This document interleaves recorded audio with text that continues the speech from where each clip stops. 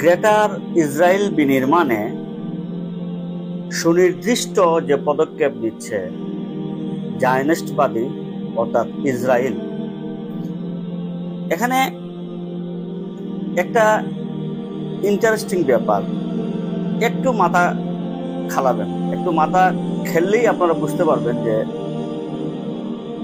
কি হতে যাচ্ছে, আগামীতে কি হতে যাচ্ছে।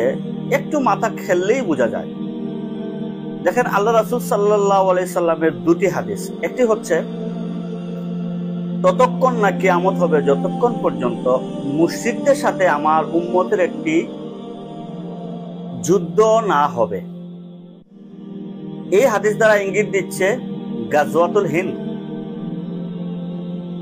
ঠিক এরকম আরেকটি হাদিস, ততক্ষণ না কিয়ামত হবে যতক্ষণ পর্যন্ত আমার উম্মতের সাথে ইহুদিদের একটি যুদ্ধ না হবে। এটা বিশেষ করে জেরুজালেম কেন্দ্রিক। আল্লাহ রাসূল সাল্লাল্লাহু আলাইহি সাল্লাম আরেকটি হাদিসে বলেছেন, কিয়ামতের পূর্বে মদিনার গুরুত্ব কমে যাবে।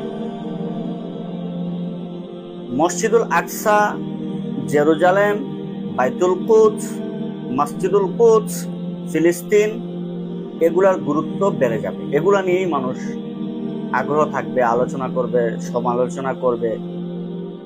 এখন দেখেন, মদিনা নিয়ে কোনো আলোচনা, সমালোচনা, কোনো নিউজ, প্রতিবেদন এগুলা নেই। জেরুজালেম নিয়ে খুব বেশি চলতেছে। এই দুটো হাদিসকে সামনে রেখে আমরা একটু ব্যাখ্যা বিশ্লেষণ করি। দেখেন, আসন্ন যে মালহামা, ক্রুসেড, আর্মগেট, তৃতীয় বিশ্বযুদ্ধ,